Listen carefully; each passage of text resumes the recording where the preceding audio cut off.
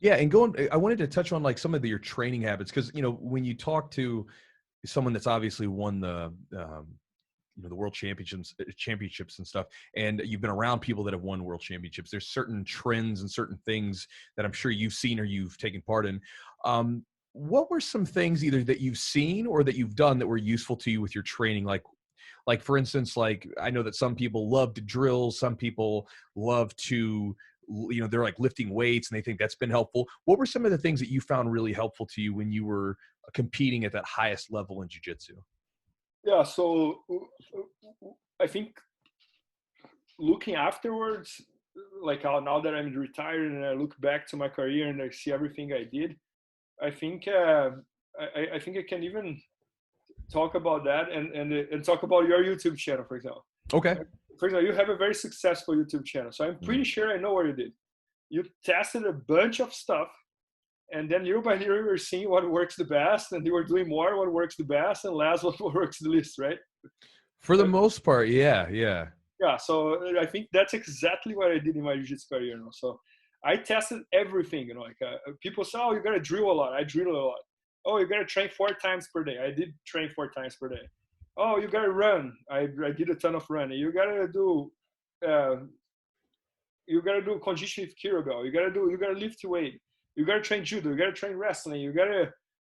The secret is not to roll a lot, is to do a lot of specific training. So I pretty much did everything, and I was always like analyzing the results and trying to see what worked the best for me. Not because sometimes what works the best for you is not what works the best for me.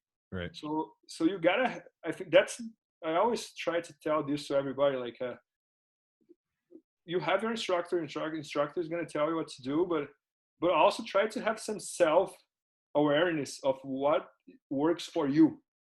So and then I did that with the jiu-jitsu techniques. I did that with conditioning. I did that with. So at some point, I started realizing what worked the best for me. What worked the best for me was to train jiu-jitsu twice a day, not 3 times, as people say, or not 4 times.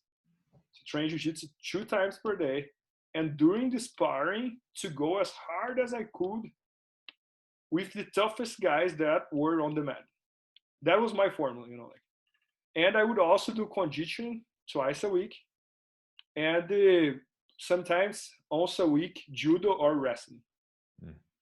So my formula was to train, let's call it jiu-jitsu, conditioning, and standing, one train. Okay, so my formula was to train between 10 to 13 classes per week, and going as hard as I could on every single class. I would tap a lot. I would have horrible days.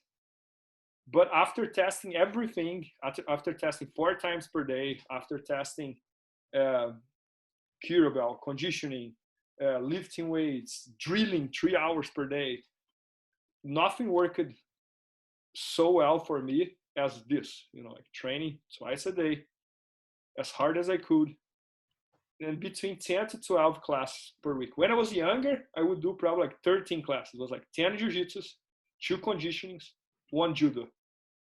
Then when I was getting older, I started decreasing because my body couldn't handle, and when I'm saying like about training as hard as I could with the toughest guys on the mat, I'm saying like one average day for me was probably like rolling twice with Marcelo, one average class for me was rolling twice with Marcelo, twice with Mateus Diniz, one with John Satava, another one with Chinoco, and all these guys, like that was my not average day, my regular day.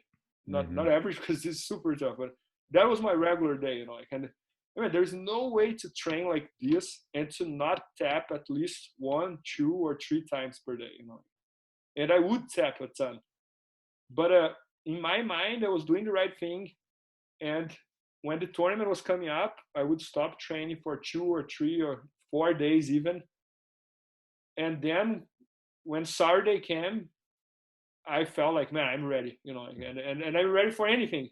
If he passes my guard, I'm going to recover. If he takes my back, I know how to escape.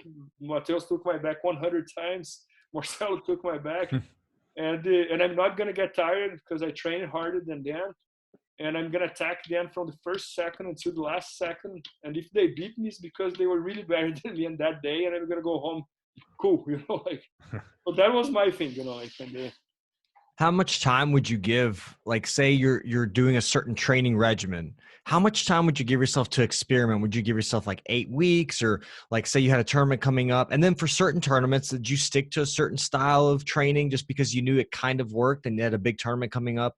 Maybe you didn't want to, roll the dice too much. yeah, I didn't have like I wish I had that, but I didn't have this science, like that. Yeah.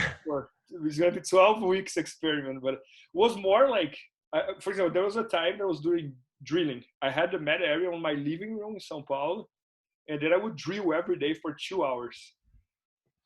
After like 1 month, I started questioning what I'm doing. I'm not getting better, and and it's the worst part of my day. I don't enjoy, and but that's the thing. I know a bunch of people who drill a lot, and they're very successful. Mm-hmm. So I'm not saying that you should not drill or you should drill.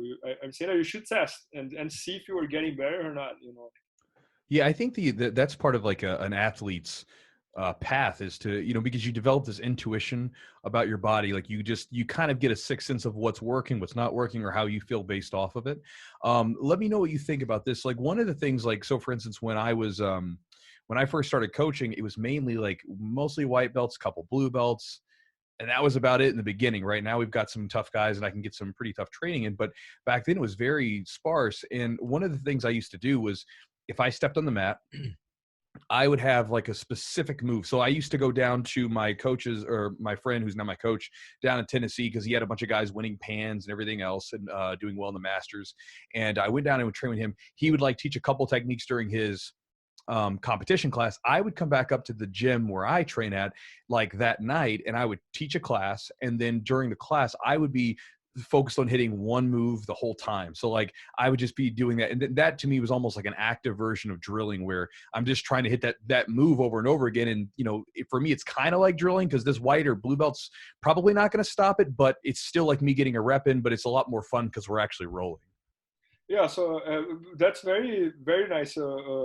Chewy. And also again, like, it sounds like we're both similar here, because that was kind of my thing as well. Like, take one move and work on that move as much as I could. And so, for example, when I discovered half guard, I was blue belt. Then every single row I would pull half guard. I would shake hands and pull half guard. It would be quick. I didn't want to give my partner the chance to pull guard. Because I would practice my half guard, and I would get smashed. They would pass my guard. And I would keep doing. And I started trying, like, okay, if he's on side control, how can I go to the half guard? If he took my back, how can I go to the half guard? If he's on the mount, how can I go to the half guard? If I'm getting swept, how can I be swept and put in the half guard? And so that was my style as well. I was always like focusing on one thing and working on that thing as much as I could. I would always try to learn everything, because I think it's important, even like to know how to react if your opponent does that against you. Right. So I would never be closed-minded to learn. And I think I showed that on my YouTube channel. Everybody I'm filming with, I'm really trying to learn. I'm genuinely trying to learn that person's move. And but when it was time to compete, when it was time to train hard, I would only do one thing. And also, like, as I said, like, I would always try to train with the toughest people on the mat. And it's hard to do something different. It's hard. So I'm gonna start trying my spider guard here against Marcelo. That's not gonna work. So that's kind of what I did. And I think one thing that helped is that I was forced to train with lower level people sometimes, because a long period of my career, my way to monetize, for example, when I was in São Paulo, my way to monetize was to go to Europe and stay 3 months there, teaching seminars back to back, and would be like 1 week seminar per school. It would be more like a camp. So those were the times that I would test my spider guard, that I would test my, because it was not like the Marcelo Garcias that I was training with. Yeah.